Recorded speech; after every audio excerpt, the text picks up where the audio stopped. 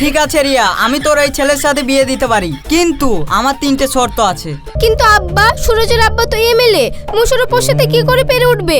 শ্বশুর আব্বা, আপনি আমাকে জব্দ করার জন্য এই প্ল্যান করেছেন না? ঠিক আছে, আমিও দেখছি কত ধানে কত চাল। মুশারফ, তুমি কাজটা যতটা সহজ ভাবছো ততটা সহজ না।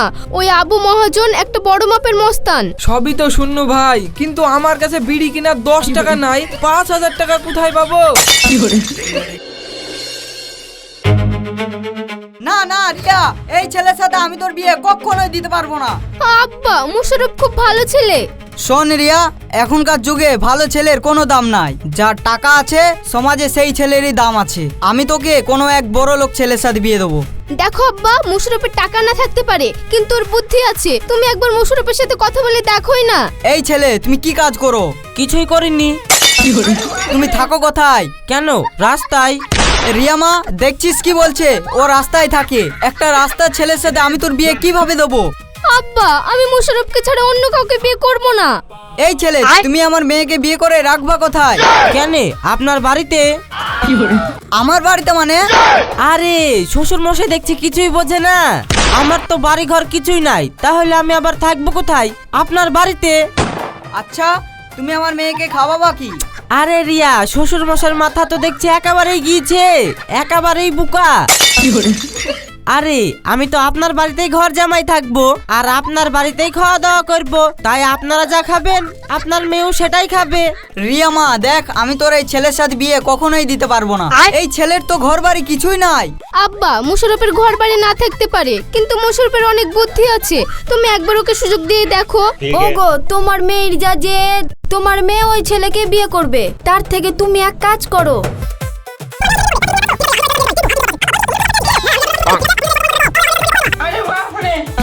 ঠিক আছে রিয়া, আমি তোর এই ছেলের সাথে বিয়ে দিতে পারি, কিন্তু আমার 3টে শর্ত আছে। আব্বা, বলো কি শর্ত? মুশারফ তোমার সব শর্তেই রাজি। কি মুশারফ?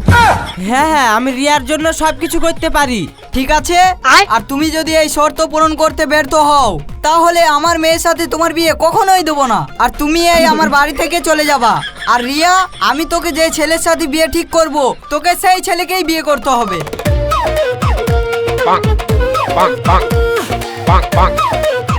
ঠিক আছে আব্বা, আমরা রাজি। ঠিক আছে, আমি তোদের কাল শর্ত দেবো।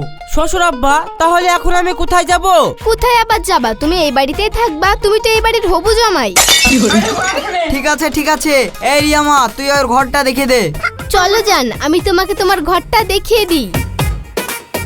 এই ছাড় ছাড় ছাড় ছাড়, তোকে নিয়ে যেতে হবে না। এই আমি না, তুমি মুশারফকে লিগি ওর ঘরটা দেখিয়ে দাও।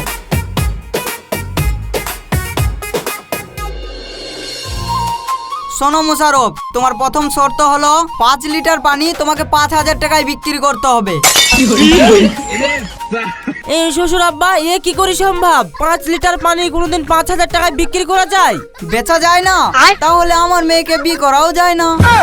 যাও, তুমি যেখান থেকে এসেছিলে সেইখানে ফিরে যাও। আমার মেয়েকে বিয়ে করার স্বপ্ন তোমাকে দেখতে হবে না। আরে শ্বশুর আব্বা দেখছি একটু ইয়ার কেউ বোঝে না। আসলে আমি একটু আপনার সাথে মজা করছিলাম। এইসব পানি বেচা আমার বা হাতের খেল। ঠিক আছে শ্বশুর আব্বা, আমি কালকে আপনাকে 5 লিটার পানি 5,000 টাকায় বিক্রি করে দেখাবো। ঠিক আছে শোনা, আমি আসছি। ভাই, তোকে আমার একটা হেল্প করতে হবে। আরে ভাই, তুই শুধু বল তোর কি হেল্প লাগবে। তোর জন্য আমার জানও হাজির আছে। তোকে একটা না, তোকে 1000টা হেল্প করতে আমি রাজি। এই সত্যি বলছিস ভাই? সত্যি মানে, তুই হলি আমার জিগরি ইয়ার। সেই ন্যাংটা কাল থেকে তোর সাথে আমি ঘুরে বেড়াই, আর এখন তোর হেল্প লাগবে আর আমি করব না? এটা কখনো হতে পারে? তুই একবার বলেই দেখ না। ভাই, তোকে 5 লিটার পানি 5,000 টাকায় কিনতে হবে। ও এই ব্যাপার, ঠিক আছে তুই দাঁড়া। কত বললি? 5,000 নাকি? হ্যাঁ ভাই, না করিস নে। তুই একমাত্র আমার ভরসা। আমার শ্বশুর আমাকে বলেছে। সবই তো শূন্য ভাই, কিন্তু আমার কাছে বিড়ি কেনার 10 টাকা নাই, 5,000 টাকা কোথায় পাবো? দেখ ভাই, আমি তোকে টাকা পয়সা দিয়ে হেল্প করতে পারবো না, কিন্তু তুই যা দিয়ে বলবি আমি তোকে তাই দিয়ে হেল্প করব। অন্য কোনো হেল্প লাগলে বল। টাকা পয়সা দিয়ে না হেল্প করলে তুই আর কি দিয়ে হেল্প করবি? এখনকার যুগে টাকা পয়সাই তো সব। তাহলে এখন কি করবি ভাই?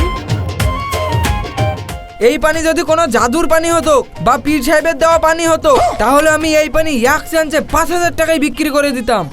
এ ভাই তুই তো ফাটিয়ে দিয়েছিস, একবারে ফাটিয়ে দিয়েছিস। এ ঠিক আছে ভাই তুই থাক। আরে ভাই বইলি যা, কি ফাটালাম? এই মুশারফ, কি ফাটালাম রে? তুই থাক, আমি আসছি, পরে দেখাবে তোর সাথে। আসুন আসুন আসুন, এসে নিয়ে যান পীরের ধোয়া পড়া পানি। এই পানি যে খাবে তার 7 বছরের পুরনো হাড়ের ব্যথা 1 সপ্তাহে ভ্যানিশ হয়ে যাবে। কোনো ডাক্তার লাগবে না, কোনো ওষুধ লাগবে না, লাগবে শুধু এই মুশারফের ধোয়া পড়া পানি।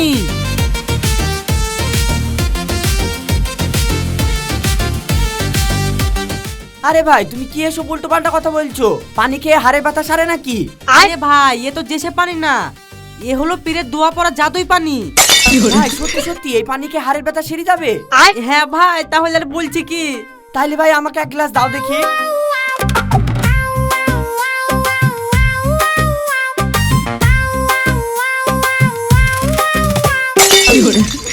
আরে ভাই আপনি 10 টাকা দিচ্ছেন কেন? আমার 1 গ্লাসের পানির দাম 100 টাকা। 100 টাকা মানে? হ্যাঁ ভাই 100 টাকা, না হলে কি আর অমনি হাড়ের ব্যথা সারবে? ঠিক আছে ভাই, এত ডাক্তার দেখালাম তাও তো কমলো না। তোমার এই পানি খেয়ে দেখা যাক, যদি কমে তো কমবে।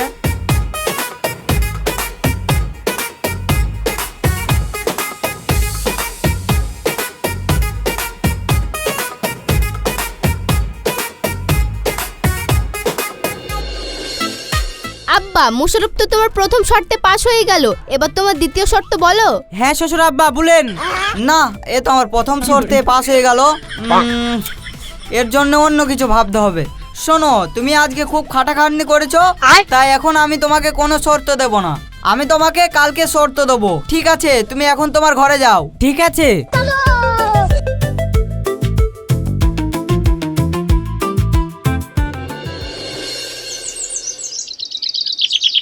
আরে মুশারফ কি করছো, ছাড়ো। এ রিয়ামা, দরজা খোল। কি হলো আব্বা, তুমি এত রাতে আর এইভাবে চিল্লাছো কেন? রাত্রিবেলায় তোর ঘরে মুশারফ কি করছে? আসলে শ্বশুর আব্বা আমি বলছি, আপনার মেয়ের তো ঘুমের ঘরে হাঁটা রোগ আছে, তাই আপনার মেয়ে হাঁটতে হাঁটতে ছাদের ওপর উঠে পড়ছিল। যদি ঘুমের ঘরে হাঁটতে হাঁটতে ছাদ থেকে পড়ে যেত, তাই আপনার মেয়েকে বাঁচিয়ে ঘরে দিতে এসছিনু। তা আমার মেয়ে ঘুমের ঘরে ছাদে উঠছিল, তা তুমি দেখলা কি করে? তোমারও কি ঘুমের ঘরে হাঁটার অভ্যেস আছে? না আব্বা, আসলে আমি আগে থেকেই ছাদে ছিলাম। আসলে আমার রাত্রি বেলায় প্রকৃতির হাওয়া না খেলে ঘুম আসে না। ঘুম আসে না মানে? এত সুন্দর এসির হাওয়া চলছে, তা ছেড়ে তুমি প্রকৃতির হাওয়া খেতে গেছিলা? এ কি যে বলেন না শ্বশুর আব্বা, কোথায় আপনার এসি আর কোথায় প্রকৃতির তাজা হাওয়া? নিঃশ্বাস নিলেই শরীরটা পুরো তাজা হয়ে যায়। সেসব না হলে বুঝলাম, কিন্তু আমার মেয়ের ঘুমের ঘরে হাঁটার রোগ আছে, সেটা তো আমি বাপ হয়ে কোনোদিন জানতে পারিনি। শুনেন শ্বশুর আব্বা, আপনি হলেন মেয়ের আব্বা আর আমি হলাম মেয়ের জামাই। আপনার মেয়ের খোঁজ রাখতে আমি করিনি কোনো কামাই। তাহলে আপনিই বলুন, আপনার মেয়ের খোঁজ কে রাখবে? কেনে তুমি? তাহলে তো সমস্যা মিটেই গেল। ঠিক আছে যান, আমি আসছি। আব্বা, তুমিও নিজের ঘরে গিয়ে ঘুমিয়ে পড়ো গা। মুশারফ শোনো, আজ থেকে 10 বছর আগে আমি আবু মহাজনের কাছ থেকে আমার জমি বন্ধক দিয়ে কিছু টাকা ধার নিয়েছিলাম। সেই টাকা দিয়ে দেওয়ার পরেও সে আমার জমির দলিল ফিরিয়ে দিচ্ছে না, তাই ওই জমির দলিল তোমাকেই ফিরিয়ে আনতে হবে। এইটাই হলো আমার দ্বিতীয় শর্ত। এগুলো ব্যাপার, আমি এক্ষুনি যাব আর আপনার সব জমির দলিল এক্ষুনি ফেরত নিয়ে চলে আসবো।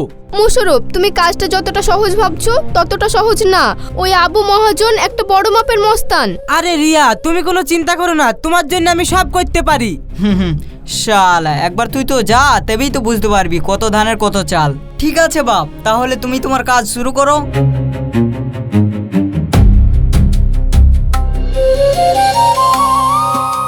এখানে আবু মস্তান কে আছে? এই কে তুই? আর বস নাম ধরে ডাকছিস? এই চুপ, বারাহে বারাহে একদম চুপ।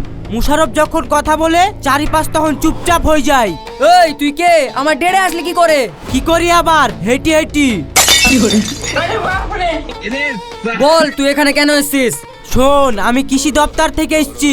সরকার এবার নতুন টেন্ডার পাস করেছে, যাদের যত বেশি জমি তাদের সরকার চাষের খরচ দেবে, আর সেই লিস্টে তোর নামটাও আছে। তাই ভাবছি তোর নামটা আমি কেটে দিব। কেন স্যার কেন আমার নামটা কেটে দিবেন কেন? তার কারণ তুই সাধারণ মানুষদের কাছ থেকে জমি বন্ধক নিয়ে সুদে টাকা দিস, আর তারা তাদের সেই টাকা শোধ করার পরেও তাদের জমি ফেরত পায় না। তুই সেই জমি দখল নিস, তাই আমি তোর নামটা লিস্ট থেকে বাদ দেব। স্যার ও কাজ করিয়েন না, আমার অনেক জমি, আমি সরকার থেকে অনেক টাকা পাবো। স্যার আপনি লিস্ট থেকে আমার নামটা কেটেন না, আপনার যা লাগবে আমি তাই দিব। ঠিক আছে, তাহলে তুই রেহমান শেখের জমির দলিলগুলো ফেরত দে। এই কালু তুই তাড়াতাড়ি রেহমানের জমির দলিলগুলো নিয়ে আয়।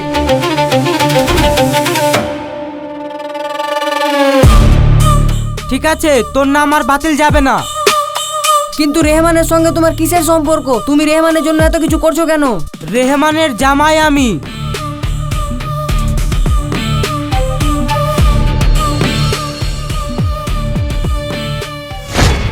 এ তো অসম্ভব। মুশারফ, তুমি এটা কিভাবে করলে?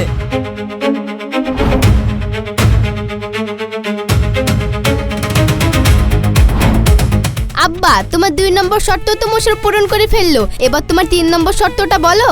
আমার লাস্ট শর্ত আমি কালকে জানাবো।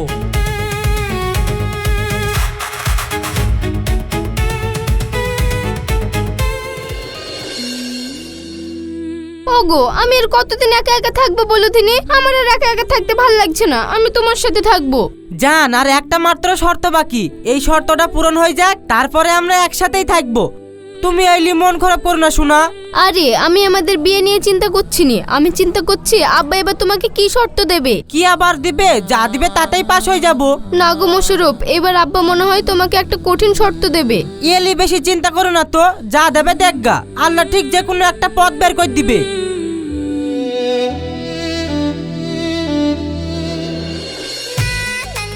আরে আরে, এটা কে? মনে হচ্ছে আসমান থেকে চাঁদ নেমে এসেছে। কি ব্যাপার, আজকে তোমাকে এত সুন্দর লাগছে? বুড়ো বয়সে ভীমরতি করো না। আরে ভীমরতি করতে যাবো কেনে? যেটা সত্যি সেইটাই বললাম।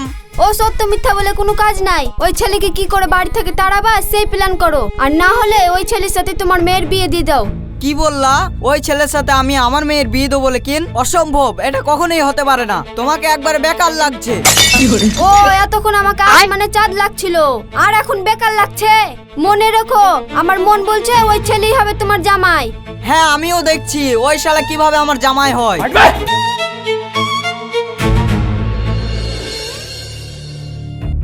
রিয়ার কলেজে এখানকার এমএলএ ছেলে সুরজু পড়ে, আরো কলেজে সব মেয়েকেই ডিস্টার্ব করে। তাই আমার লাস্ট শর্ত হলো, তোমাকে যেভাবেই হোক ওর এই ডিস্টার্ব করা বন্ধ করতে হবে, আর সব মেয়ের পা ধরে তাকে ক্ষমা চাওয়াতে হবে। কিন্তু আব্বা, সুরজের আব্বা তো এমএলএ, মোশাররফের সাথে কি করে পেরে উঠবে? পারবে না বলেই তো ওকে এই লাস্ট শর্তটা দিয়েছি। কেন পারবে না? বুদ্ধি থাকলে সব পারা যায়। শ্বশুর আব্বা, আপনি আমাকে জব্দ করার জন্য এই প্ল্যান করেছেন না? ঠিক আছে, আমিও দেখছি কত ধানে কত চাল। কি ব্যাপার বাপ, ভয় পেলে লেখিন? ভয় পেলে এখনো সময় আছে। আমার মেয়ের জীবন থেকে আর এই বাড়ি থেকে এক্ষুনি চলে যাও। হ্যাঁ, না না শ্বশুর আব্বা, ভয় পেতে যাবো কেন? আপনাকে যেখানে একবার শ্বশুর আব্বা বলে ডেকেছি, তখন আপনিই হবেন আমার শ্বশুর আব্বা।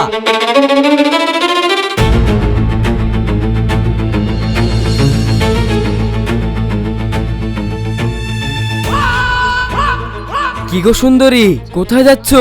আমাদেরকে একটু নিয়ে চলো।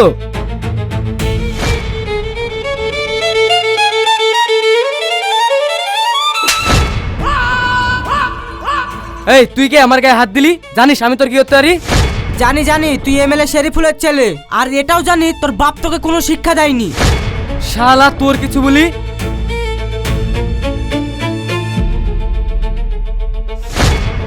কিরে, ভয় পেলি? শোন, তোকে আর কখনো যদি কলেজে কোনো মেয়েকে ইপটিজিং করতে দেখি বা তাদের সাথে অসভ্যতামি করতে দেখি, তাহলে এই ভিডিও সোশ্যাল মিডিয়াতে আপলোড করে দেব। ভাই আমার ভুল হয়ে গেছে, আমাকে ক্ষমা করে দেন। ক্ষমা আমার কাছে না, ক্ষমা ওদের কাছে চা।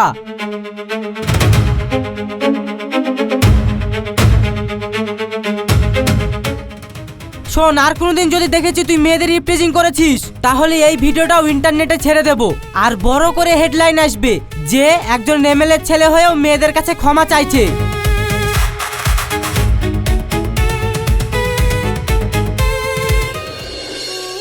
আব্বা তোমার 3টে শর্তে তো মোশারফ পাশ করে গিয়েছে, তাহলে এবার আমাদের বিয়েটা দিবা তো? সত্যি মোশারফ, তোমার বুদ্ধির কোনো তুলনা হয় না। সত্যিই তুমি একটা বুদ্ধিমান ছেলে, আর যার কাছে বুদ্ধি থাকে সে জীবনে অনেক কিছু করতে পারে। আর আমি জানি তুমিও একদিন সফল হবে। এই শ্বশুর আব্বা, তাহলে রিয়ার সাথে আমার বিটা দিয়ে দেন। না, এ তুমি কি বলছো আব্বা? হ্যাঁ আমি ঠিকই বলছি। তোর সাথে বিয়ে দেওয়ার আগে আমার আর একটা শর্ত আছে। আবার কি শর্ত শ্বশুর মশাই? আমার শর্ত হলো যে মোশারফ, আমার মেয়ে রিয়াকে বিয়ে করে এই বাড়িতে ঘর জামাই হয়ে তোমাকে থাকতে হবে, আর আমার ব্যবসার দেখাশোনা করতে হবে। তুমি কি আমার শর্তে রাজি? নিশ্চয় শ্বশুর আব্বা, আমি এই শর্তে রাজি। তাহলে ছেলে যখন রাজি, আমি ডেকে নিয়ে আসি কাজী।